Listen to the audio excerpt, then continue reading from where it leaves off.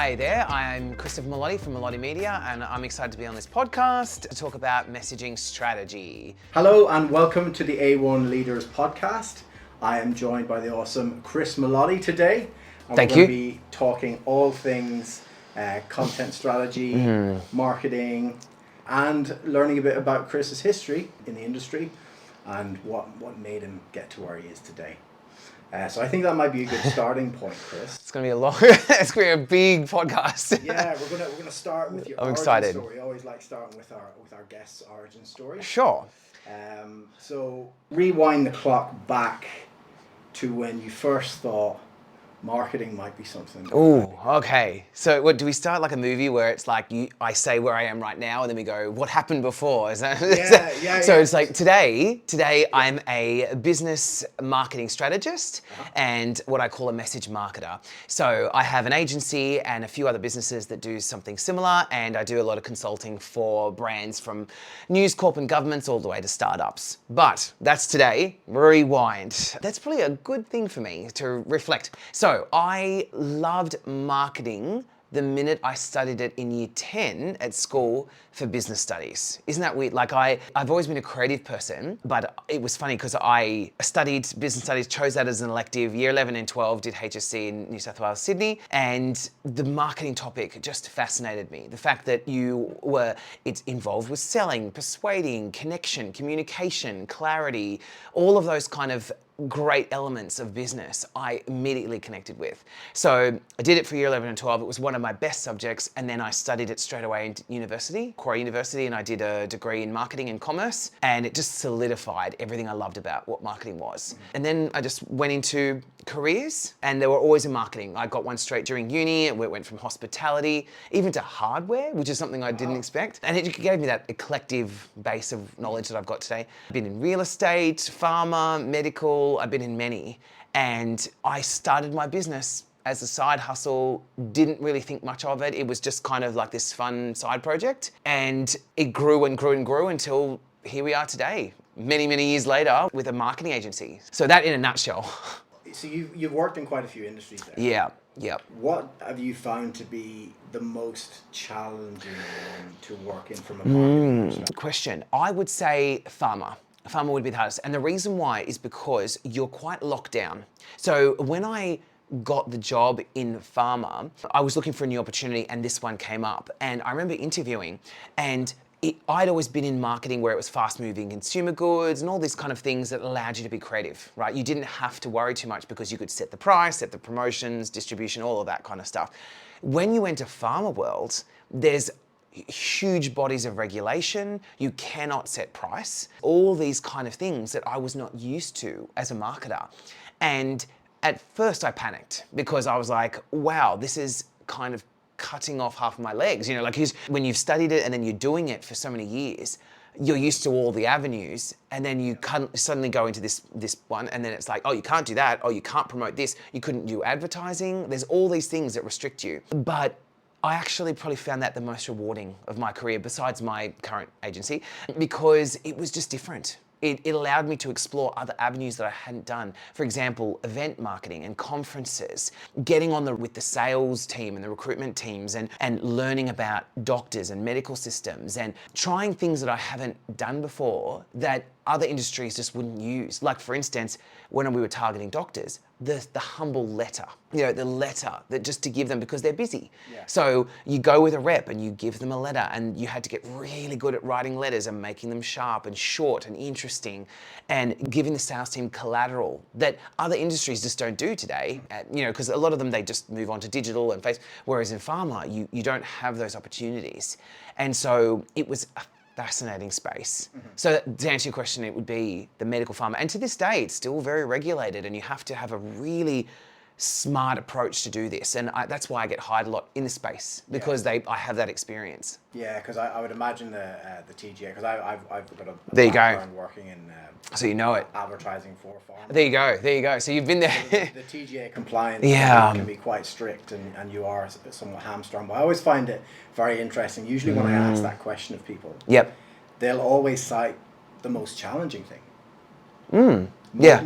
I would say 8 to 9 times out Yeah. of 10, it was always the one that's not obvious. Yes. It's the one that's that secret oh, this one has really given me, you know, a tremendous amount of upskill ability. Yeah, definitely. Because of having to work in that environment. Yeah, and it was a great opportunity because I worked with so many people who'd been there. I find in pharma, a lot of people stay there for their whole careers. And so when I went in there were a lot of different personalities there that had been there for such a long time.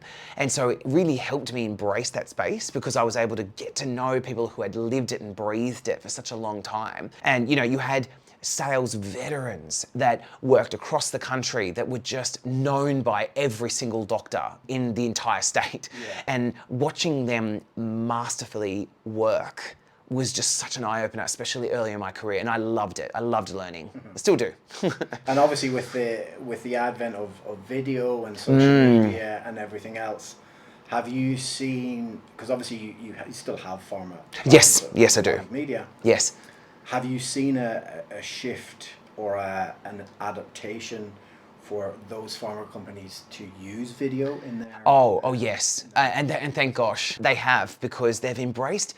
Even I found interactive video now is becoming quite a thing, like where the rep will bring a pad or something similar, like a tablet, and it would be a video and there's interactive buttons and things, and I found that has been a really fascinating space to get into because doctors love interactivity. And so in the past, it was always very like, here's a paper, read this, look at the efficacy of our brand, whereas now you can actually show them like animations and diagrams, and then they can pick things and they can choose things, and so you're educating them but on their terms, and it sort of fits not only with the digital modern trends, but it also it helps them as a doctor not feel so abrasive about the sales process. Because in the past you were kind of like, read this and consume it, whereas now you can say, hey, I've got this little quiz and choose your own journey. Yeah, and they love it because you gotta remember they're seeing patient after patient after patient, and then when you come with a bit of fancy technology that they can learn from and love, you just stand out in their mind. And it's those pharma companies in marketing, they're embracing that stuff that really gets cut through, and all industries. That actually reminds me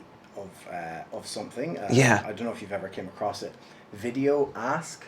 Oh, I use it all the time. Yeah. I love it. The only problem I had was, I loved it, right? But I had to remove it from my website because it slowed my website down so much that I was actually getting penalized by Google. And I reached out to them many, many times and I was like, oh, is there another way to do it? And there wasn't. So it's on one of my sites. So I've got the Christopher Melotti Consulting, and it's on there. So you can, if you go to that site, you'll find it all over that site.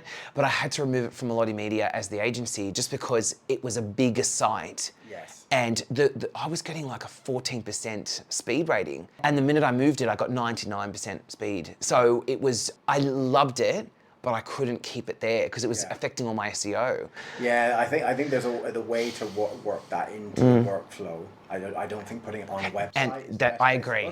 But if you use it in general conversation, LinkedIn messaging, and just have it housed where they house it. I agree, and that's 100%. Gets you what you need, I think. But anyone who's listening to this and is like, what are they on about?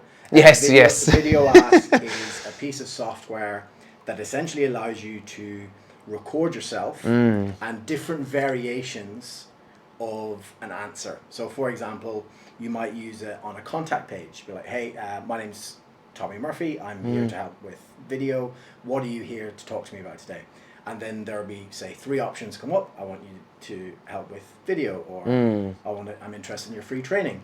And then depending on what they pick, that will then go through to a video that suits the response. Yeah, So God, that worked well though. Like, you know what it was? It impressed people. That's what I found the loss of having it on one of my sites, because everyone that went to my site, everyone's used to seeing the same thing. And then when you see a video where it was a message on the left and a video on the right, and it said like, hi there, I'm Christopher Melotti from Melotti Media. We specialize in copywriting and content production for smart brands, right? Or something like that. And I'd say, so what can I help you with? And it would have the 3 buttons, and it'd be like brand messaging development and content marketing plan.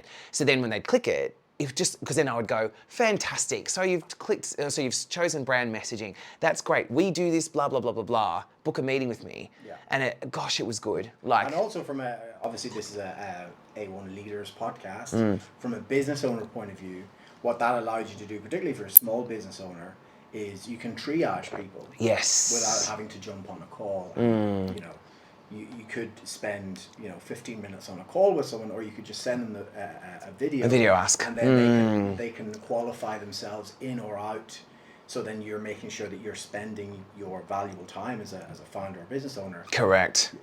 With clients who are most likely to convert. Yeah, and isn't this indicative of today's MarTech, like marketing technology, where there's all these tools out there, and I know a lot of business owners, and for everyone listening and watching, there's a lot of business owners that get overwhelmed, right? There's AI in 20,000 different AI types. There's all these platforms and things, and people, like I was at a conference this morning, and they were going, how do we keep up with all of this? I always say, things like we were just talking about with Video Ask, it's all about experimenting, trying, using. A lot of these have a lot of free periods, and you can try them and put them up and see. Like for me, where it was doesn't work, but like you said, Tommy, you said, put it where it's native, and that's where you get the better result, or use it as to triage your clients in an email system. Perfect. And that's what I would say to everyone is, don't just go, oh, well, it didn't work, get rid of. Yeah. There's always experimentation and trying things. So I recommend that. Yeah, It is overwhelming. It's, anyone out there who likes books, there's a great book on that topic. Oh, yeah. I think it's called Who Hid My Cheese? Oh, I think I've read that before. It's been a few years, but... Yeah. So it basically talks about the idea there's two mice in Yes. a labyrinth. One of the mice is called Scratch, the other one's called Sniff. And one, it's basically talking about the importance of resilience. And if you're faced with adversity, don't just give up and start panicking, because basically with this book it says one of the mice who was really set in their ways and they didn't like change. Yes. They had memorized where the cheese was, and then one day. There Wasn't there. Cheese. They'd moved. Moved it. Yeah. And the one who was set in their ways was just capitulated. Yeah. Right. Had a conniption. Didn't know what to do. Yeah. But the other one who was a bit more adventurous was like, all right, well, if it's not here, then It's got to be somewhere else. Yeah. So I Smart. think it's a very good analogy for operating For today as well. Yeah. And I think that segues nicely into. So you've had a great career in very varied industries. Yeah. I still do, actually. What was the point when you shifted from being an employee to I want to do my own thing? Yeah. Well, what's funny? Like, I've always talked to people in the entrepreneurial circle, and they've always been of the same attitude of, I always knew. They always tell me, I knew I wasn't employee material. I knew this and that. Being a big extrovert, I loved working in companies because I loved the vibe. I loved going to the office and meeting all the people and being next to people and communicating all day. So my ambition at that time, throughout those first few years, was not entrepreneurial. The funny thing was, I worked in a marketing agency during my career, and I found that I got the best out of myself when I was creative. So it literally was a seed, because I saw copywriting and messaging and all this sort of thing, and I met with a few of them, and I was like, this is fascinating. So I literally set up a business on the side. It was like 2012. It was like way time ago, and it was just there. It was just an experiment. I was playing with a website, getting to know things. It was nothing. It did nothing, and I went through many career changes. And it was not until 2017, and it was on the side. I was loving the experimentation, but it was not like I was going, oh, I'm going to abandon where I'm working. It was just, I landed a big client in 2017, and she worked with me, and she said, oh my gosh, you come with such a wealth of knowledge that I've never seen from a copywriter. And so she went, I loved what you did, and she told everyone. And all of a sudden, literally overnight, it exploded. And I remember it was the later half of 2017, and it was like, I'm working two careers, because I was working all day and then working all night to keep up. And at first you think, oh, it's fine. And then you run out of steam and you're like, I can't even keep up. So by the end of 2017, my boss at the time, who was an entrepreneur himself, he was like, Chris, this is profitable. Like, that's a rare thing to have something that you've made profitable on the side. You've got to give this a go. And I remember I was petrified. I was like, how am I going to do this? And then I did, and I haven't looked back ever since. Of course, there's the ups and downs. But from there, 2018, went full time. And I remember it was that one day where I woke up and I was like, I don't have a boss right now. I'm the boss. Yeah. And it was so overwhelming but exciting all at once. That's where I went from employee to employer, and myself and self-employed. And it was very rewarding. It was scary, but it went from winning awards and doing all these things for someone else to doing it for myself. And it was just something that really clicked.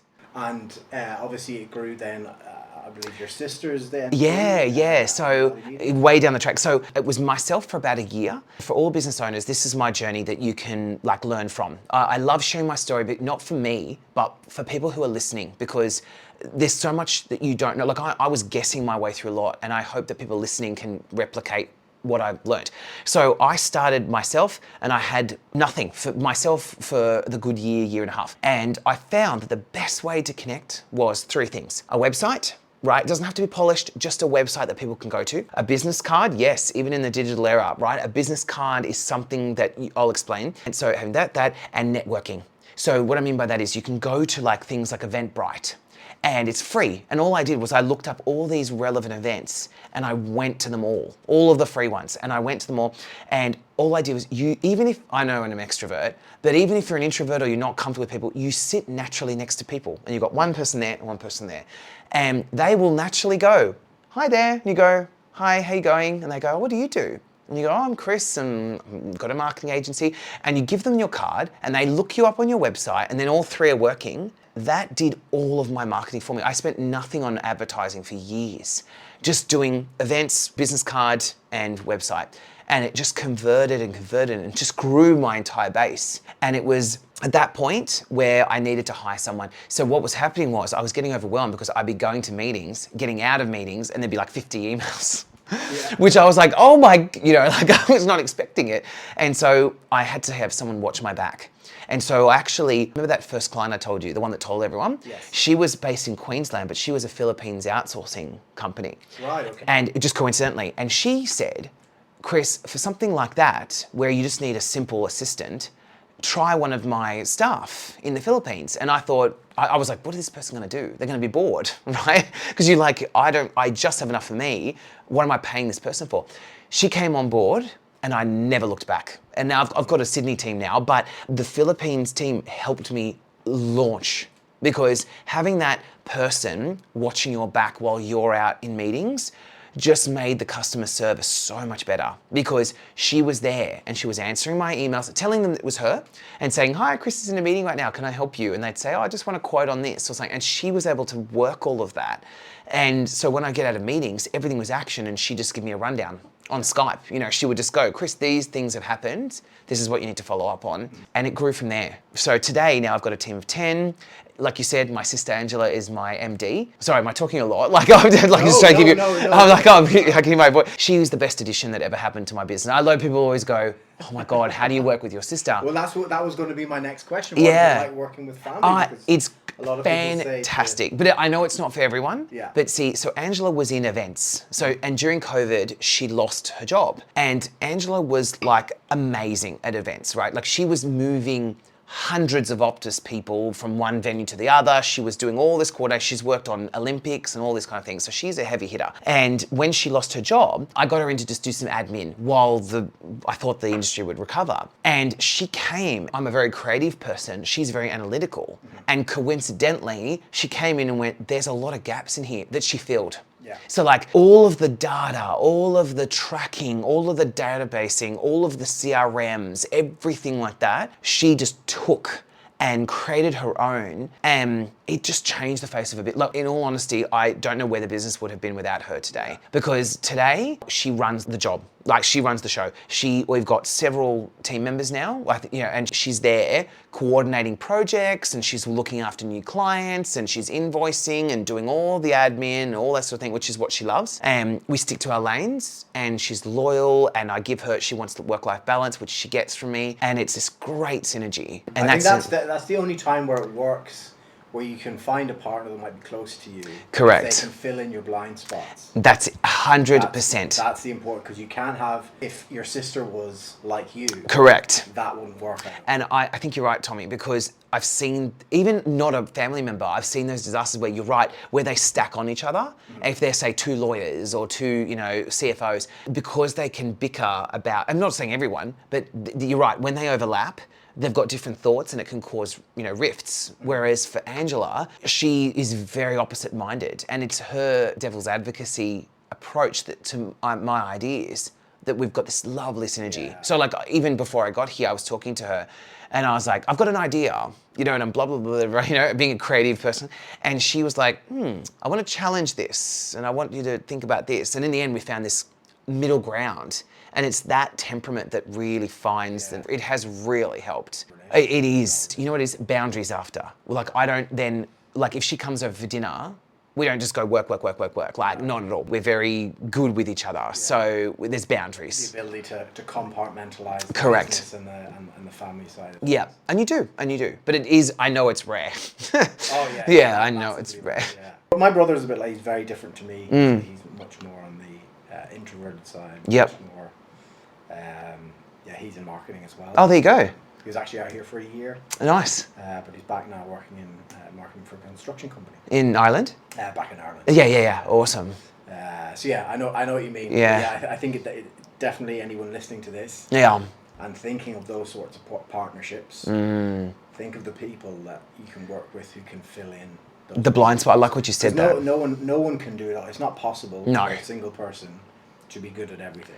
Actually, what you just said there, take that away, everyone listening, because I think that's the biggest trip up as a business owner. Because as a business owner, especially some of those hard-earned instincts you get when you start. I know for me, some of the hardest things I've been able to, or sometimes not able to break today, are the hard-earned instincts that I got when I started. So, you know, the first 2-3 years, you hustle, you get out there, you do these things, you make things work in the impossible, and you do everything. So that works for you for so long because the business then grows from you. It's when you hire, those behavior patterns are very hard to reverse.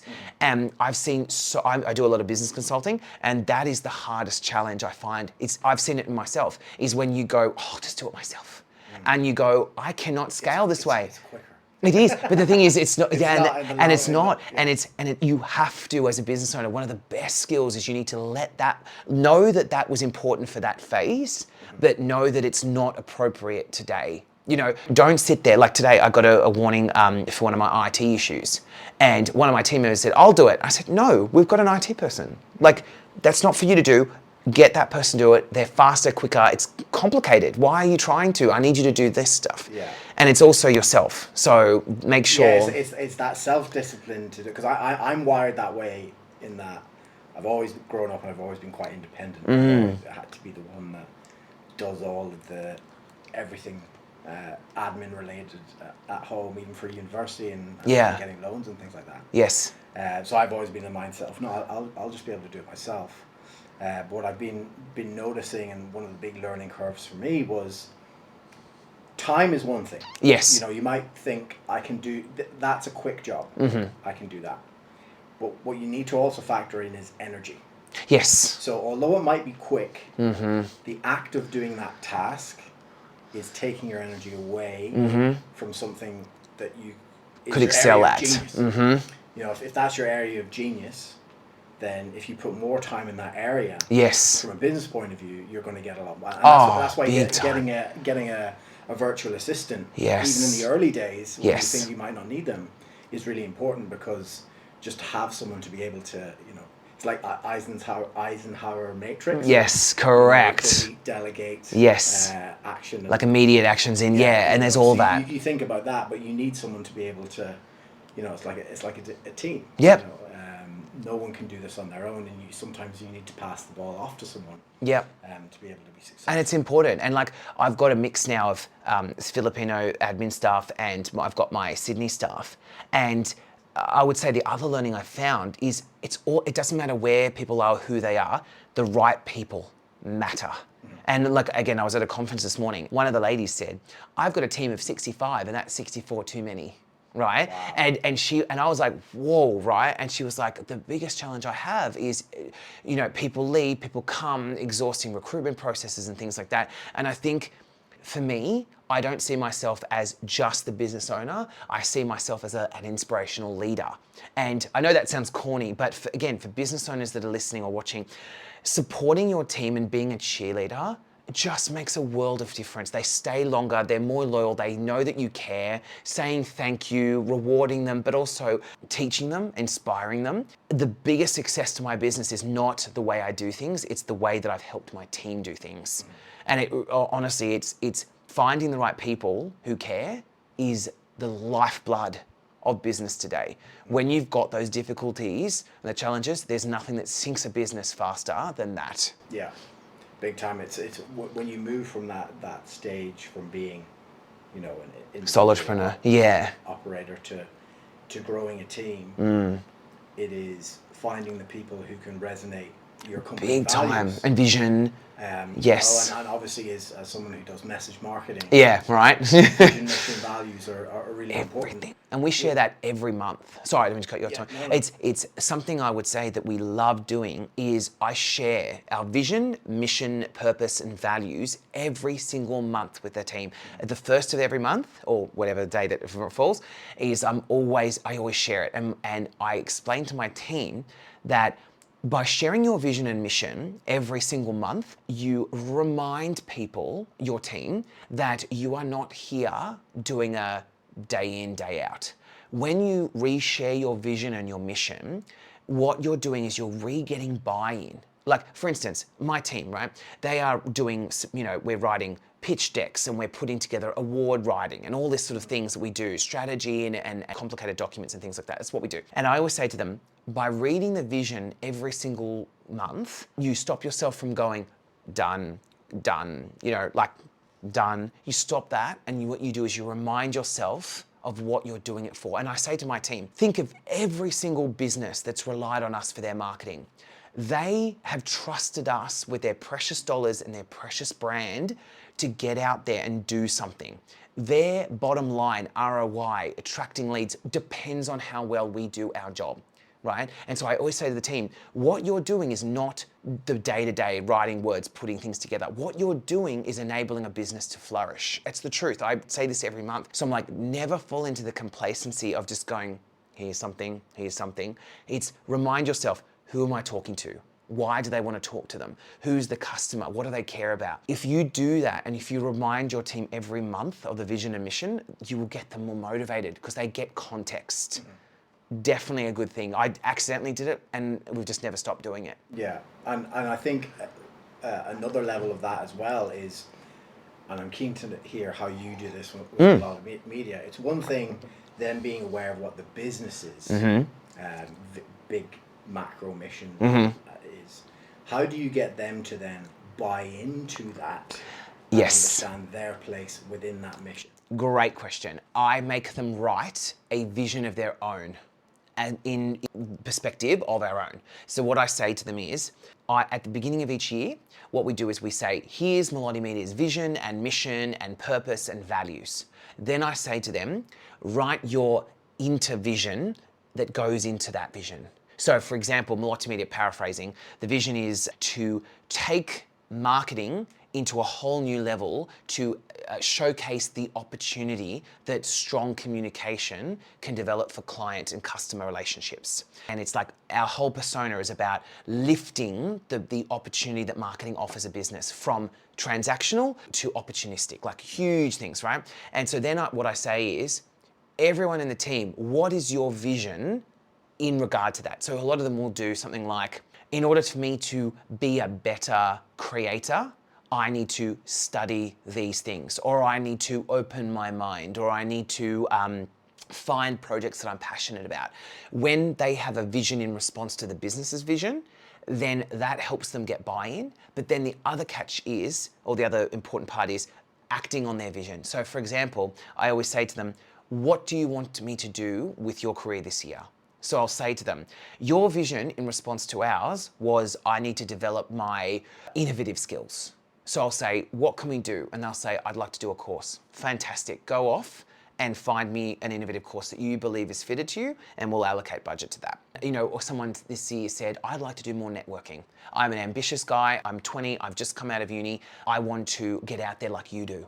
So I said, great. Come with me for a few of these conferences. Watch how I do things. Then find your own networking groups, and he has, and that's what we're doing this year. Again, his vision, my company's vision in alignment. He does a great job because he knows I'm looking after him and his career, and he's looking after my business. Yeah. It's a win-win, and you should, as a business owner, getting that synergy, it solves so many business problems because he comes to work energized and motivated because there's something in it for him as well as me. Yeah, and also doing those things like investing in your staff is really important. I think investing in your staff without a catch Yes. is important, because I've seen other and you probably see this as well. Oh, yeah. Consulting side of things, where There's- spend $3,000 yes. on a course and they might go and leave in 6 months. I know, and it's a hard, actually, you've hit on that. It's a hard one. As business owners, and I know everyone listening is going, oh yeah, right? This is the situation we face. You won't, no one will love your business like you do. You have to accept that. And no one will stay. It's just a reality, right? And so when you come up against an ambitious person, as a business owner, with one of my employees that I'm doing this with right now, I am realistic. I know, I can see him, super ambitious. I would love to keep him for as long as possible, but I need to make sure that he's looking after himself as well. So I know that the business owners will go, well, I don't want to spend money on him because that's just him going out the door. And I understand that, right? And you have to, of course, weigh out. But in saying what you said, Tommy, make sure as a business that you go, what can I make it, how appealing can I make this place for him to be encouraged to stay versus doing his own thing like I did. You know, I went off and did my own thing. So you can't expect people to, follow your rules, but at the same time, you shouldn't always be playing the, risk, that person can risk. Because in essence, you want to mentor people. You want them to have the same opportunities. And coincidentally, paradoxically, they will stay longer if you care. Yeah. You know? And doing things like investing in them without strings, Yeah. I think is really important, because goodwill compounds. Oh, huge. And when those people go off and leave, They can either be an advocate for your business, Yes. or they can be And that's an the enemy of thing. your business. And that's the thing. I know as a business owner, there's a heartache because there's so many different factors you're trying to balance. But yes, like right now, that one of the guys that I'm working with, he even, it was the most lovely thing ever. He even said, Chris, I'm so sorry. Do you mind if I do this outside of work? And I was like, why would I stop you? I'm like, I want to encourage you. Yeah. And he's like, I've got a real passion for this. I want to do this outside. And I said, look, this is the rules. The boundaries are work time, work stuff, right? I said, outside of that, it's all yours. In fact, is there outside of work anything I can help you with? And he said, I'd love you to be my mentor for some of this extra stuff. And I said, absolutely. I said, again, boundaries, my work time is my work time, but outside, I'm happy to help you. Yeah. And that's how you, as a business owner, you have to be responsible, but there's a way, there's a balance. Yeah. Sounds like you're doing it pretty well. I'm hoping so. Like, I'm not there like kissing, ass or like I'm trying to find this nice synergy between being a responsible business owner, but also encouraging, because as I said earlier, people are everything. And if you don't have your people right, it's going to be a hard slog for you as a business owner. What do you think is the main ingredient when you are doing those interviews? Yep, good question. Differentiate, this person's going to be a good hire, or this person is... For me, there's two things. The first one is hard. I have a really strong intuition. It's really strong. So I can pretty much tell in the first 30 seconds if you're the right fit. It's not me being of course we do the interview properly. I have a really good intuition. Like I can tell, and I'm like, you're a person that would fit into our workplace culture. 100, like I can see. And sometimes I even go with a candidate that is less qualified because their attitude is there. Like I wrote a book on business, and one of the first chapters was hunger and like motivation beats skill. I wrote this, it's a free book on my website, and it's 20 insights of my first 5 years of business. I'll share it with you. And it literally is my... We'll share it with you? Yeah, please. It's free. There's no catch. I don't send you emails or anything like that. You can just download it. It's yours. These 20 insights were literally my mind dump of all of my first 5 years experience. And they're hard truths. They're not like sugar-coated. They're like, no one will understand you like you do, and all these kind of things. But anyway, that back to the question is, I always find that hunger and that motivation trumps any skill or experience, because if they really want it, they'll chase it and pursue it. And that's what you want for the people in your team. So intuition is one that I know that not everyone can be comfortable with, but I love my intuition because I can read things between the lines. But the other thing is making an interview two ways, right? Because a lot of people, they go, all right, I'm the business owner or I'm the manager. here's 17 questions that I prepared, and then leave. Whereas I find go off script, because that's when the most comes out of someone. So for example, if I start with why do you want to work at Melotti Media? And they'll go, oh, I saw you got a great reputation, you got awards, blah, blah, blah, right? The usual stuff. And I'll say, what do you reckon it has taken from us to do those awards? Like, everyone says they're award winning. What do you think it requires to be award winning? See that curveball? They're like, and I'm not sitting there like judging, I'm sitting there listening to what they say. What they're taking. Yeah. It's not wrong, they're taking. No, not at all. They're taking. The responses that you'll get are more insightful than the scripted stuff.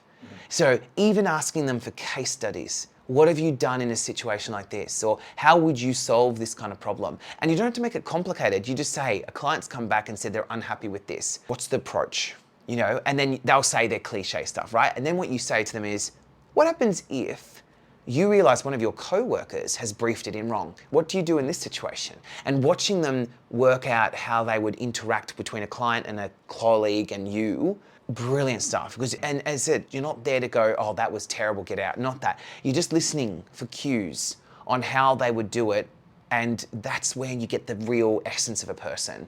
So off-script stuff is the best part. Intuition and off-script is the way I recruit. Yeah, and I would imagine that quite a few people who'll be listening to this probably work in marketing specifically. So in your agency. Yes. And in any agency, there's a specific roles. Yes. You've got your copywriters, your account managers. Yep. finance, Strategists, consultants, yeah. But the personality traits required to be successful in those roles might differ. Of course they do, yes. So how do you adapt to someone who may be, so for example, you're a copywriter at heart. Myself or them? You're a copywriter. Yep, at yes, heart, yes. Right? So you're naturally going to be able to tell who's going to be. Of course, with the copywriter, yes. Yeah. But when you're hiring for something, an area that you might be weak in. Yes, like finance. Like finance. How do you treat those? Great question. I would say, sorry, I say that a lot, but these are great questions. What I would do is bring in Angela, who, so that's one answer. I would bring in Angela, who is more familiar with that side. So we have accounting. I would bring her in because even though she's not an accountant, she gets the whole logical, this is how I move things around, this is how I invoice, this is how I'm tracking, how do you respond to this? So I would be there, but lean in on her expertise from her side, given that she'll be working more with them than I will. But in the end, I still think if you've got a good EQ, like if you've got a good emotional quotient, like an EQ, you can connect with people, it doesn't matter. Because, for example, the person that does our payroll and accounts and things, he is very shy, very introverted, very quiet. And so I know when I was interviewing him, I pulled myself right back because I didn't want to overwhelm him, right? And at the same time, I could see he hates interviews. He's not enjoying this. So I looked beyond his nervousness because I could see he was like, oh, I can hate interviews, I could see it. So I was like, I'm not going to judge him for his ability to communicate. As you said, he's not a copywriter, I'm not hiring him to be a communicator. But I was asking him questions and I was like, what about these scenarios? And I was watching his behavior. And in the end, what I found was it was that allowed me to go, you know what? I can see you're a hard worker. If I give you the right environment, you're going to make things happen. It's just interviews are not your friend. So I think that what it comes down to is like getting Angela in, but also adapting your style. Like you said, Tommy, knowing that you're not looking for that skill set in that person. And I think that's how I did it. Yeah. So you're still very much, no matter where you are on what type of interview it is, you still, your hat that you're wearing is the business leader. Yep. You're the custodian of the brand. Correct. Good. Yes. And it's making sure that even though they're not expected to be a big account manager, like with big voice, I still want to see that they share our values, But the other thing I would say is also letting them feel comfortable. Like I never just go, give me an answer. I always say, what about you? What do you think about this role? Have you felt you've resonated with me? Do you share these values and why? And also say, what can we do for you? When you ask those questions, the connection builds because they're going, oh, I don't have to be the actor. I can actually have a conversation with you. Two-way interviews are the absolute winner. Even with clients, I'm the same. They will say, this is what I want, and I'll go, why? What's the context? What have you tried that you're here now getting frustrated? As in you've given up on that, you're here asking me for this. why? What's happened that hasn't worked? All of that two-way conversation allows you to really delve. Yeah, Simon Sinek, Start With Why. And I was about to say, his book Is- changed everything, Yeah. right? Because It really is. and that's where that Full circle, yeah. yes. Yeah, yeah. And that's where I came up with, remember how earlier we were saying vision and a vision? That's where I got it from. Yeah. Because he said, don't just come up with your business why, let your staff come up with their whys and merge them. Because then you'll get buy-in, and that's what we do. Yeah, 100%. I remember, I can't remember, I was at a seminar, I think it was held by a recruitment agency. Oh, yeah? Funny enough. This would have been years back. And Yes. They were talking about, business leadership and things like that. And it was the example used was this fuel station Yep. in like one of the southern states in America. And they were talking about this particular owner was really, really successful. Yes. But what he did was he actually opened the books up to his employees. Ah, So he said, yes. Transparency. This is our books, right? So this is what happens if we get, if we have to replace the tires twice. This is the cost that it has in the business. Yep. And he really educated them on how the business Context. that they operate in worked. And then what happened was, after doing this exercise, there was a high school football team who pulled in, and it was a bus filled with people. Yep. And they were wanting to get the bus spray down or something like that. Yep. And the team who were there, the owner was away at the time, they were like, guys, step off the bus, we'll get it all Fixed. cleaned out for you. Yeah. And they complimentary just put air in the tires. Yep. And they made everything real. They went I see. over and above because they understood this is a bus full of people who can go away from this experience being advocates. And the person who was speaking at that conference said, I was speaking to another guy and I was telling this example, and he Was one on the bus? no, he wasn't one on the bus. Someone on the bus told him about There you go, this. even better. And he ended up going there off the back of that bus's recommendation. And that, amen to that, right? That is, and I have that as well. I offer a layer of transparency in little things like, for instance, I will say, because I QC everyone's work, right? And so I will say to them, I will raise the stakes like that. I'll say, anything that you miss in the brief, I have to then pick up the pieces. And it's not a guilt trip. I just say, like you said, the cost of not being aware is what, if they don't know, then they won't help. They can't help because you can't expect them to know these things. Yeah. So I'll say to them, when you miss brief points, we have to then send it back to you, which means the client gets it late. So you have to do it again with bits and pieces, and then you have to understand there's a repercussion for that. And you're right, when they see that, the cost, they will then get it. But it's also not just always a negative, there's an opportunity as well. Sometimes when I say, if we make these sales, then more money comes in. We have more capacity for bonuses, raises, and some things we can do. I always say to them, I don't just pocket the difference, right? A lot of it, as a business owner, you reinvest, and the more we have to play with, the more we can reinvest, which benefits them. So yes, context and transparency does help. And with that actually, it leads me on to a good point that happens, particularly in marketing. Yes. Often you'll find when there is transparency over the finances, they will say, oh, that's my hourly rate. Yes. That the client gets billed. But I know this is my salary. There's a big gulf there. How do you educate your staff, and how do you manage that? Because obviously they're not at the time able to factor in the on costs and all these other hidden costs that they don't see in their pay packet, but it is a cost in the business. Oh my gosh, for every business owner listening and watching right now, this is a big thing. I saw it before I had a business. When I was working in my career, I was working in a real estate agency, and basically every quarter we had a meeting, and this is what happened. They said, oh, congratulations guys, this quarter we made XX million, right? And then one of them, the person next to me went, oh, and you couldn't afford my 10K raise or something like that, right? And I always remember that because I remember him having to address that, because that's the thing. As a business owner, you should know all the finances going in and out, or at least to some sort of level where you've got a dashboard, right? You know that it's like, yes, you're earning that much, but then you go tax, super, invoices, credit card, blah, blah, blah, right? And you go squeeze. And then, but your staff don't see all of that. They see the whole thing and they go, why don't I have that? So it's important to educate.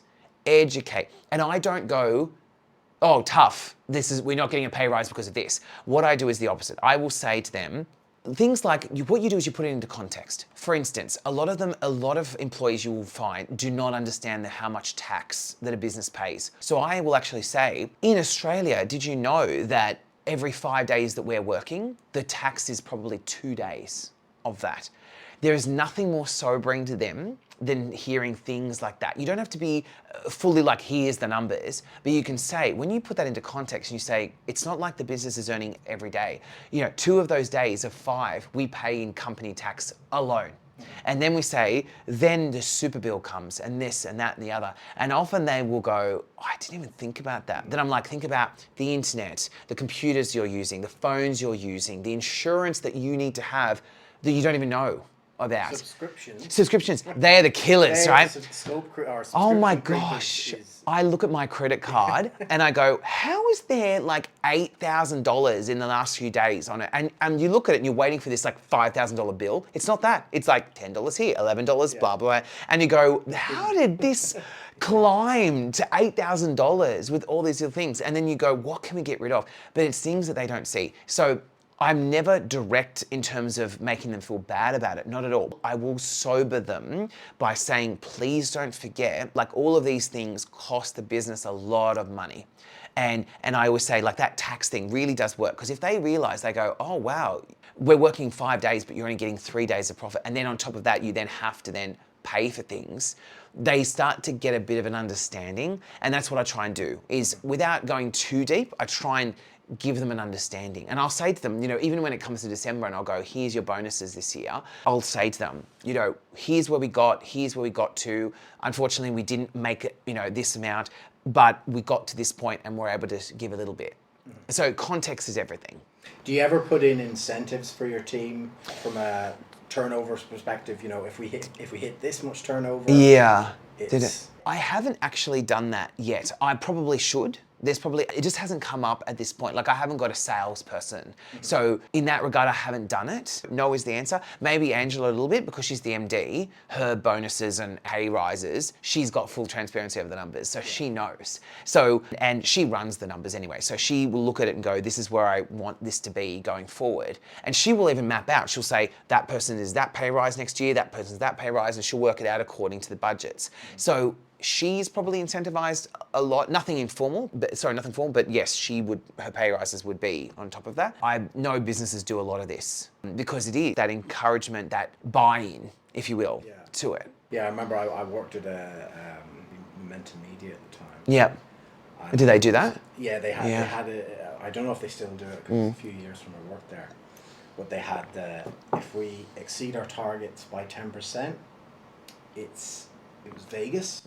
Oh wow! If we hit our target, because the targets were very aggressive targets. Okay, so they were high. Yeah. If we hit the target, we go to Hong Kong. We managed to hit the target. Went to Hong Kong. Fun! That's great.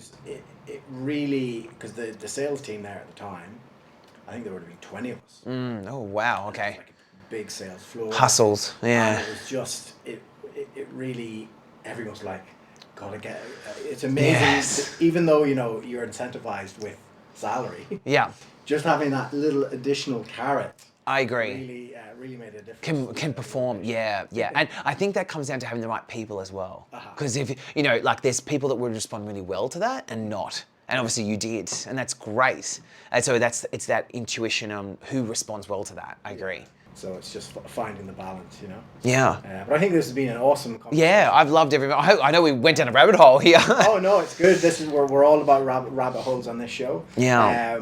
Just before we sign off, how can people listening to this show who want to, work with you, work Yep. with the Melotti Media team, Yeah. how do they go about it? Yeah, so if you visit either christophermelotti.com.au or you go to Melotti, Melotti, media, media.com.au, there's two different aspects of what we do. So Melotti Media is the message marketing strategy agency. So what that agency specializes in is helping companies like News Corp and startups and governments and all of that find their distinction of voice. So yes, there's a lot of AI around at the moment, but what we do is more accelerated. We do things like workshops where we come into a company and we go through personas and direction and strategy and all this kind of positioning, and we work out like brand core messaging documents. That's what we specialize in, that side, which is really like articulating your relevant value to the clients and customers that you want to.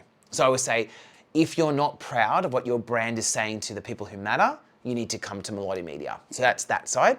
The Christopher Melotti stuff is where people want to work directly with me. And as a marketing consultant, I'm like as you can probably tell from this interview, energetic, innovative ideas. So many clients hire me for an hour or so, and what they want is they want me to take them through marketing strategy or where they should go or what they should be doing. So literally yesterday I did a pitch doc strategy session for a company that was pitching for a big cosmetic brand. Big, right? So what they said was, we've been chosen as the finalist to go in against 3 other contractors to be the official Australian carrier of this big international brand. So what they did is they said, we've been tasked to put together a proposal. Can you help us? So they hired me for a couple of hours, and I didn't do any writing. It was just literally taking them through the strategy. So they would say, this is what we propose to do next. And I'd say, yep. Now what I would say is, do this, do that. And so what I do is I take them through a very bespoke strategy session, record the session, and sometimes that's all it does. They just want those ideas. Other times they ask me to action things. So I literally went, slide 1 needs to be this. Slide 2, you need to state your claim.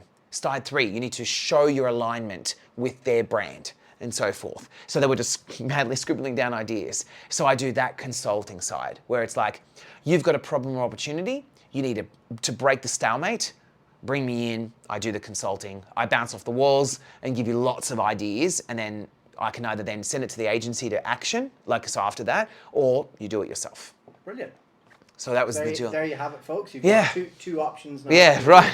You want to do anything marketing related, and once Chris has done those bits around the messaging, if you need help with video side of things, we've got a program at the moment for video.